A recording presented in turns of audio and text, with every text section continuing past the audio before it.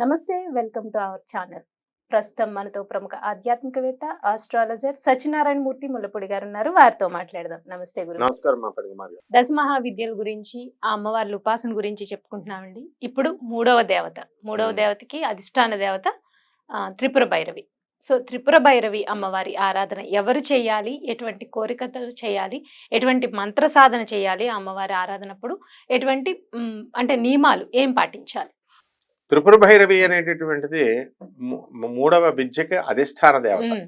ఈమెనే లింగ భైరవి అని కూడా అంటాం.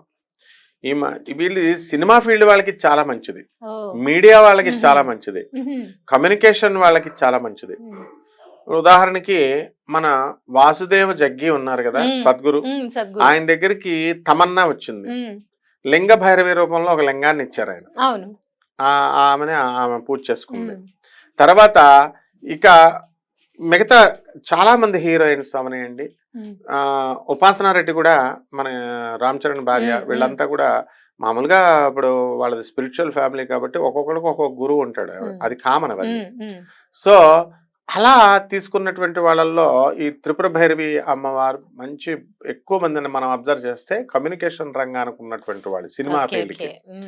అందువల్ల ఈ త్రిపుర భైరవి ఎవర్రా అంటే పాతాళ భైరవి మనం సినిమా చూసాం, ఎన్ రామారావు గారు, ఎస్వి రంగారావు చేసింది.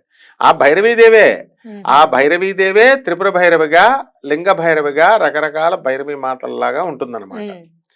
దీన్ని కౌలాచారంలో చాలా మంది ఏం చెప్పారు, నేను పూజ చేస్తాము, ఈ పూజ చేసేవాడు చేయించేవాడు వీడేమో భైరవుడు, ఆ అమ్మాయి ఏమో చేయించుకునే శిశురాలేమో భైరవి అవుతుంది. అందువలన దీన్ని వాళ్ళు ఏం చేశారు, తంత్రశాస్త్రం పేరుతో చెప్పి ఇద్దరు తాంత్రిక సెక్స్ లో పాల్గొనాలో ఆమె భైరవి అవుతుంది, ఈయన భైరవుడు అవుతాడు. ఇది నాన్ సెన్స్ అనమాట, ఇది ఒకటి రాంగ్.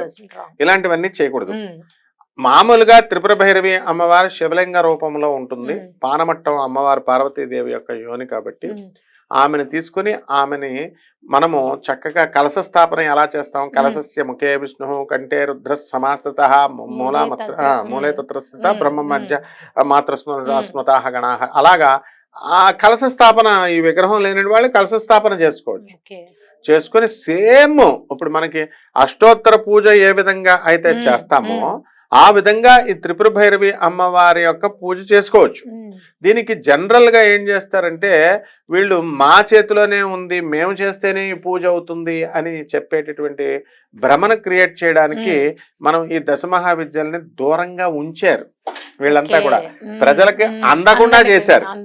అంతేగాని ప్రజలకి ఇది చేయకూడదు అని కాదు, వాళ్ళ భయం వాళ్ళల్లో. ఈ త్రిపుర భైరవి కూడా అమ్మవారు ఎలా ఉంటుందంటే భయంకరమైనటువంటి రూపంలో ఉంటుంది. బండాసురుడితో యుద్ధం చేసినప్పుడు అమ్మవారు ఈ అద్భుతమైనటువంటి ఈ రాక్షసుల్ని అమ్మవారు చంపుతుంది. వృత్రాసురుడు అనేటటువంటి రాక్షసుడిని కూడా ఇప్పుడు చండి, చాముండి, త్రిపుర భైరవి వీళ్ళందరూ ఒకటే రూపాలు, దుర్గాదేవి యొక్క రూపాలే, దుర్గా, మహాకాళి, ఇవన్నీ కూడా.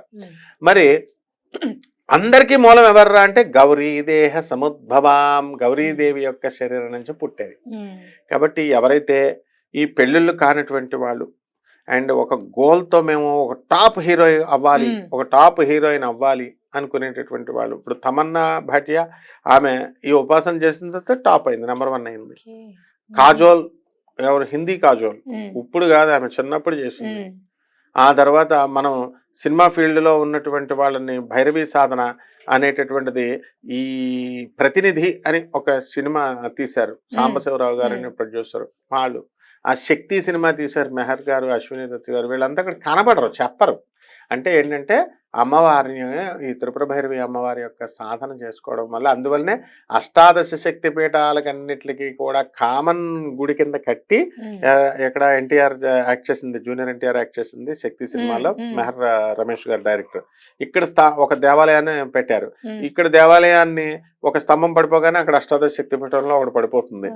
అలా అది ఏమిటది, మాయాపీఠం, అది బెజవాడ కనకదుర్గమ్మ దేవస్థానం రోల్ మోడల్. అది ఆ రోల్ మోడల్లో ఇప్పుడు అష్టాదశ శక్తిపీఠాలు ఉన్నాయి కదా, ఈ శక్తిపీఠాలన్నిటికీ సమష్టి స్వరూపము మాయాపీఠము మన బెజవాడ కనకదుర్గమ్మ దేవస్థానం.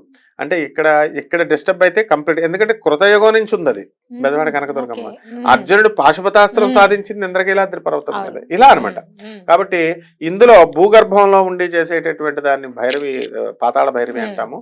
ఈ త్రిపుర భైరవిని చక్కగా ఒక మంత్రాన్ని మన దగ్గర నుంచి తీసుకొని చక్కగా ఆ మంత్రాన్ని జపం చేసుకుంటూ ఉంటే ఎవరి యొక్క కష్టాలు పోతాయంటే, ముందు పెళ్లి కానిటువంటి వాళ్ళకి పెళ్ళి అవుతాయి. కెరీర్ లో బాగా ఒక మంచి స్థానంలోకి నేను వెళ్ళాలండి అని అనుకునేటటువంటి వాళ్ళకి వెళ్తారు. ఈ అమ్మవారికి ఇష్టమైనటువంటిది మందార పువ్వు. అందువలన మందార, ఎర్ర మందార, రేఖ మందార పువ్వులతో ఈ అమ్మవారికి ఎవరైతే చేస్తారో ఆ అద్భుతమైనటువంటి ఫలితాలు అనేటటువంటివి కలుగుతాయి.